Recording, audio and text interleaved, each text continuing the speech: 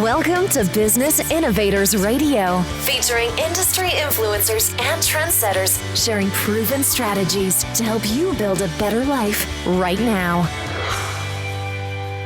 School is quite different these days, and whether we want to agree, students, and especially Black students, are navigating more than ever before to keep their headspace right. This interview series is for the culture. We will be chatting with school administrators, superintendents, educators, athletic directors, counselors, and more to provide parents with some perspective about what their kids are dealing with and up against in today's modern school environment.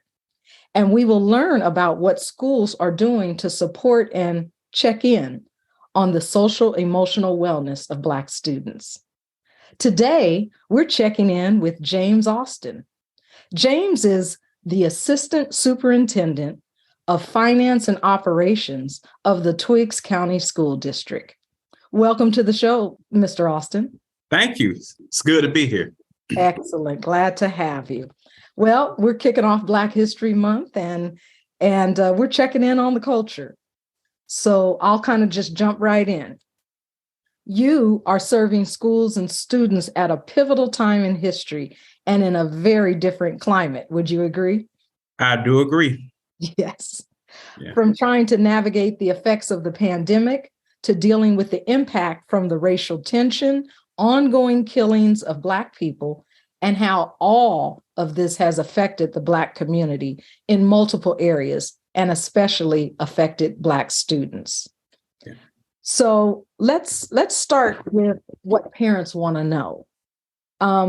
What intentional school-wide strategies has Twiggs County School District implemented to check in on the social emotional wellness of your students? That is a great question, and that is top of mind for the senior leadership here in Twiggs. We have started an initiative of a school health-based clinic. The initiative is designed to place a clinic inside of two schools, our elementary school and also our middle high school. Particularly, the middle high school will have a mental health suite. It will have a licensed clinician in that particular suite that will serve those students and their families if there are crises, social and emotional things that take place that our day-to-day counselors just do not have the right resources or information to handle. We have noticed that after the pandemic and during the pandemic, our kids faced a trauma that we could not prepare for. Absolutely. And we do have to understand that while addressing the learning gaps is one piece, the whole child is the main piece. And if we do not address those through our preventative measures, through the grant fundings that we have received to help us, we even add an additional counselor as well to ensure that we have those resources and an additional nurse. And while you think the nurse may not serve a purpose in the social and emotional aspect, health overall is important. So we did add those things. Absolutely important, especially when you talk about the health and mental health, they intersect, right? That's right. So absolutely. Great to hear.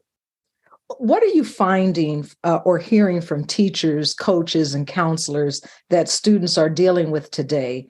And how and again, you explained one aspect of how you're helping them, but how else are you helping them with, being behind in school and so on and so forth? I think it's compassion over compliance. We have to first deal with the human aspect. We have to be understanding. We have to understand that every child's environment at home is not the same, that everyone experiences and exposure is not the same. And that has caused us to really engage our kids on a one-to-one level. Mm-hmm. One of the things that we try to do is we use something what we call positive behavior intervention systems, or PBIS, and we celebrate a lot of the things that the kids do well, because we want to ensure that their environment is more nurturing toward those positive highlights. And that has done a tremendous job for discipline issues, for attendance, academics, attitude. And we have found that to be a successful strategy for us thus far. That's excellent. And what are you finding? Are you finding that parents are reaching out to you more, asking for support for them or for their children? How are you supporting the parents? Yeah. So one of the, and I'll highlight our elementary school, we have a lot of nights to where we engage parents in a non-traditional fashion. Most times school district will have what they call PTO meetings, right? And those meetings are designed to bring a parent in to talk about their children's grades, provide information, but they're not well attended. So what we have decided to do is include a lot of game nights, a lot of fun and interactive things for the family and kids to do together. Mm-hmm. So in that moment, we have the chance to assess data. We have a family engagement coordinator that actually goes into the community and engage with those families. And we have several support systems with United Way, for example. If a family is in need, we have dollars allocated to assist those families. So when a parent, guardian, student reaches out to Twiggs County Public Schools and has a need, we have the people and resources in place and after school activities to support those families. Excellent. Great to hear. So I also know that Blacks and Brown students particularly are the furthest behind in school after the pandemic. Is there any additional support that you're providing for them with coming back? Yeah. Fortunately, we have the opportunity to really look at our demographics and from a different perspective. The pandemic has shifted the way we do business. And a majority of our students are minority, and they consist of more of our Black and Brown students. And so most of our issues by data, if it's saying that, hey, these amount of kids are Black and Brown, they're furthest behind, that's our primary issue because that's our student population majority. The things that we're doing there is we've included an after-school program at both schools because normally we just run out 180 days and what they learn from their school day is what we have. And we may have some interventions within that, but we have really geared up after school and tutoring opportunity for our kids. Another thing, we have partnered with community and organizations to read to our kids in-house during the school day. So they actually see examples of lawyers, doctors, and other professionals come in and actually read to them. So that helps with the literacy aspect. We've increased our footprint with dual enrollment opportunities because we do understand that all of our kids are not designed or processed in their mind to go to post-secondary. They're more hands-on. So what we've come to realize is that even though our kids may be behind on paper, their spirit and opportunity still is moving forward. And so we focus on that. We stated that this is a baseline. The baseline that we're looking at is what happened when COVID was over, and we move forward from there. And so we did not look back at 2 or 3 years prior to that. And we have a lot of intervention models. So if a child performed at this level, we have support tiers in place and we catch those kids early. So we have done a great job at introducing new diagnostic tools such as iReady, Edgenuity for those kids who learn on their own pace, who need additional support and opportunities. So we have a lot of things in place to address that data that you're speaking about. I'm so happy to hear about the shift that your school district, has implemented and willing to implement. So kudos to Twiggs County School District. Absolutely. And so let's shift a bit and talk about some achievements.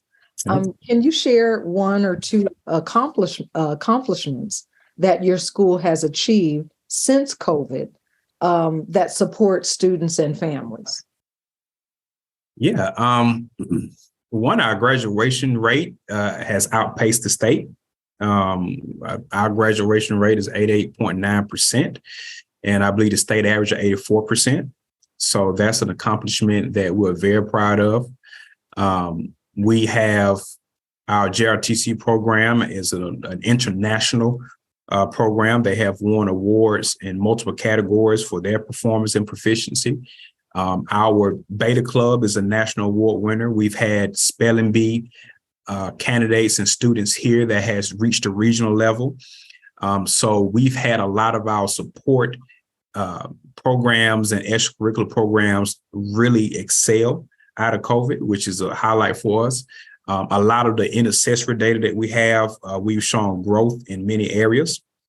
Still have a long way to go in many areas, but we are on track to exceed expectations. And even from a budgetary standpoint, we have received a Distinguished Budget Presentation Award for the United States and Canada. And also we've had audits that have been audit free for the past 2 years. So we are doing a lot of things in all capacities in Twiggs. That is excellent to hear. And how many schools are in your district? Can you give me a little background on that? Yep. So definitely a rural district. We have one elementary school, and we have a physical building that houses both the middle and high school, a comprehensive middle high school.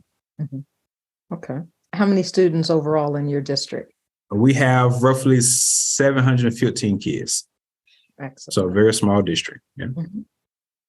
As an administrator, what's your greatest achievement to date within your profession? Wow. And let me preface that. I understand that you were one of the youngest. Speak to that. If that's not your greatest accomplishment, I understand that you were one of the youngest, what are you, superintendents?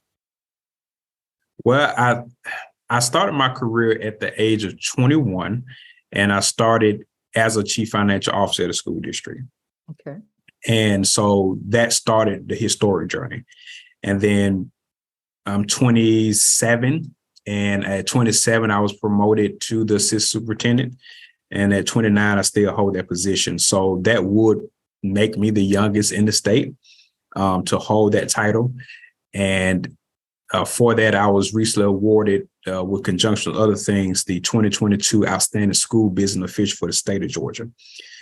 So I believe that just having your peers recognize you in the state, and they have way more experience than I do, and I think they're better at a lot of things. And so I'm very humbled to say that I'm in creating a path for young Black kids to see a model, an example of what they can aspire to be. And I don't take that lightly. Excellent. Congratulations. And what do you think your youthfulness, if I may, brings to the table to your school district and to your students? Yeah, I'm a near peer, and so I'm, as the kids would say, my ears are to the streets still. So I'm able to understand their language, their problems. And as I walk through the schools, I'm able to identify that and create a relationship based upon where they are. As we say, we meet the kids where they are. So I think that's been a unique experience for me. Secondly, I'm very good at sitting at the feet of people who have done this before. And I think that humility shows trust, and it shows that, no matter where I progressed, that I'm always willing to learn and adapt. I'm very creative and innovative. I'm not afraid of risk. And I think that part of me being a part of the team here is that they know that I'm in the trenches with them. My position does not mean I sit at a big table and write orders and, say, hey, go do this. I'm a field guy. And I think that has really shown from my youthfulness that I can lead a battle and also be a part of it. Excellent. So let's go back to the original question.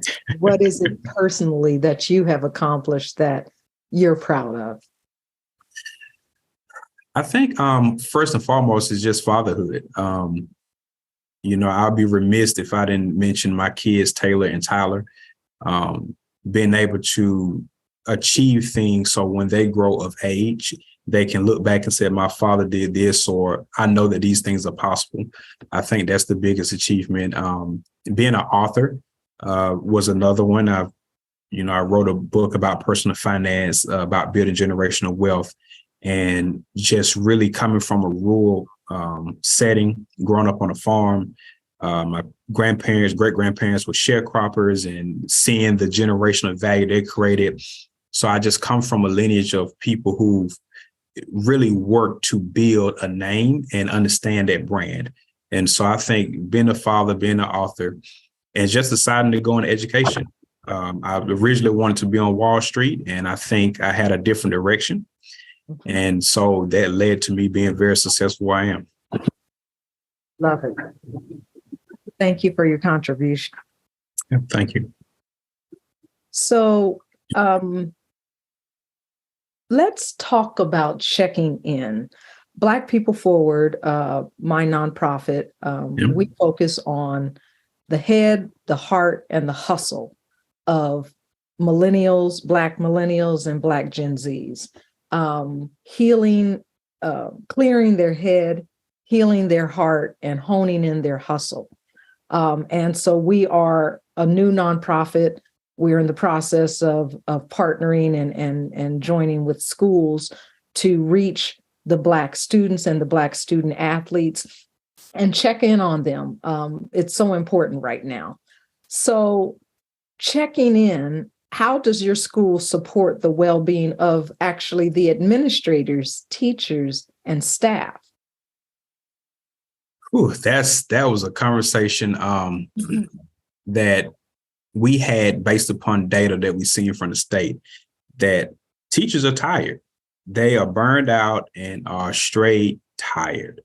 And seeing that information real time, really, we focused on a lot of the pandemic things and the kids, but we really forgot about the people that was taking care of the kids and that was teaching the kids. Yes. And so a lot of that we put in, course retention was one of our focus points.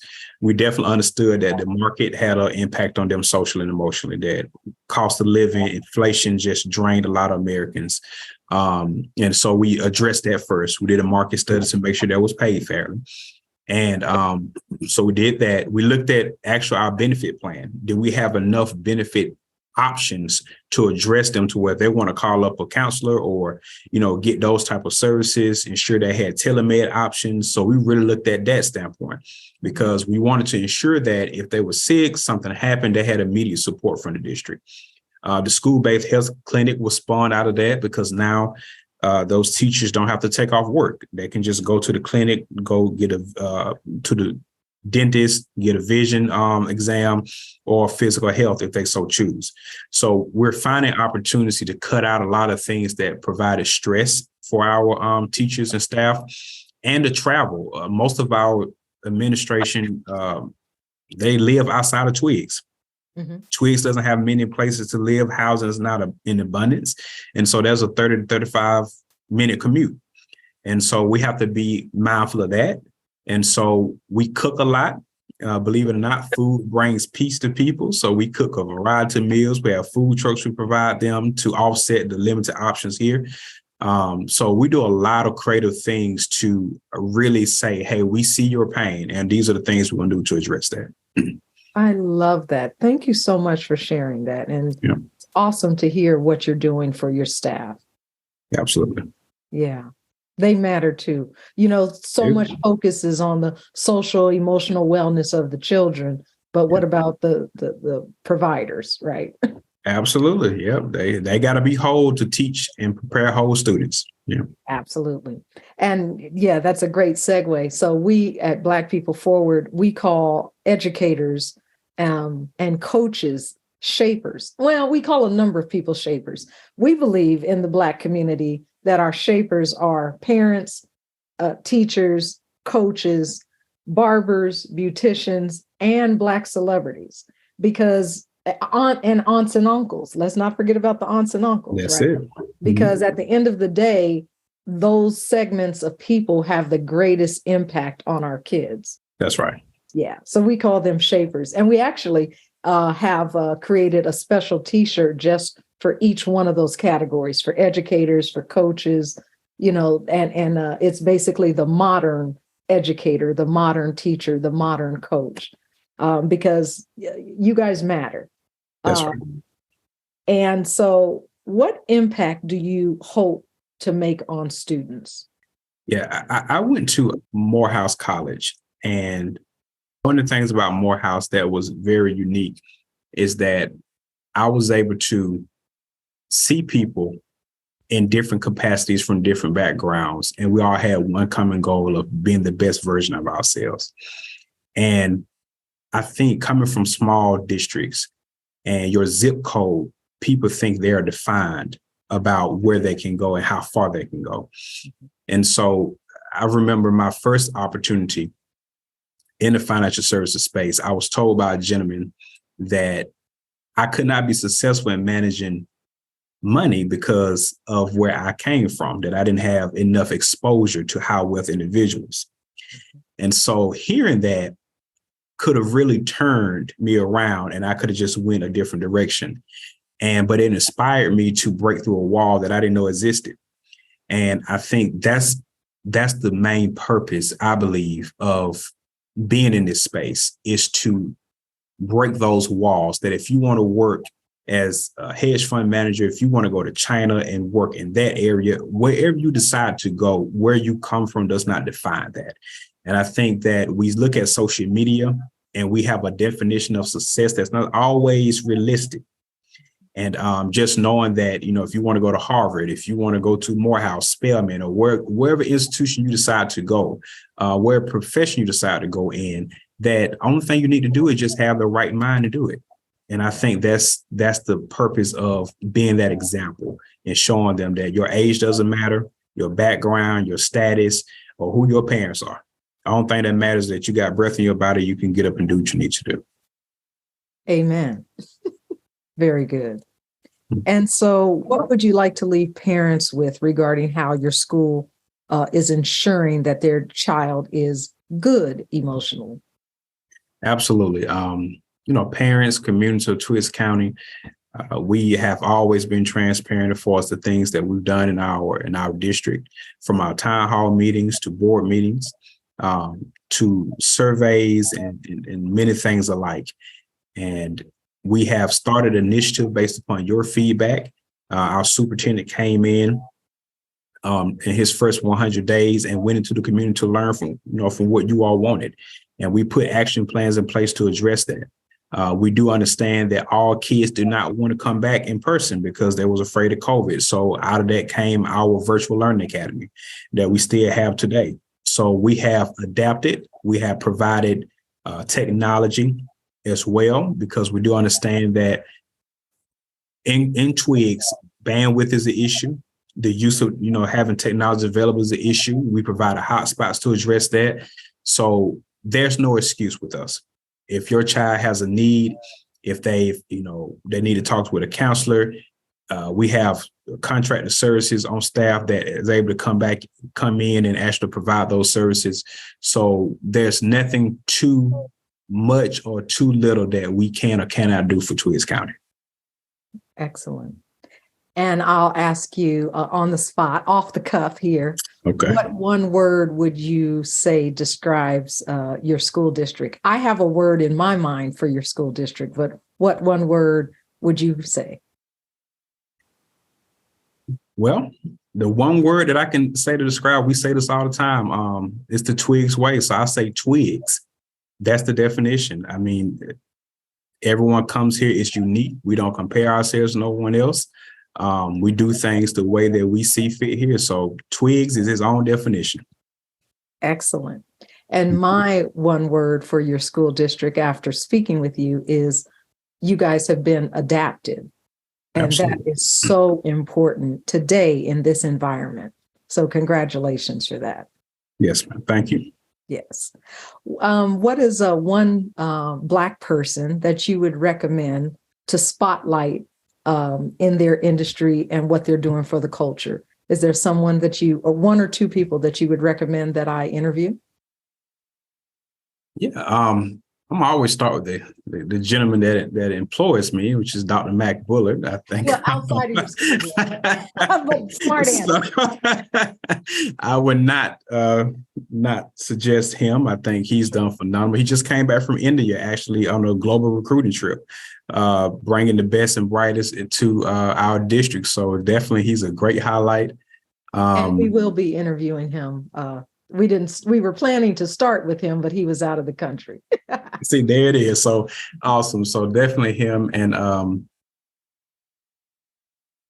And I actually think Eric Bryant, he's the first black sheriff in Americus, Georgia.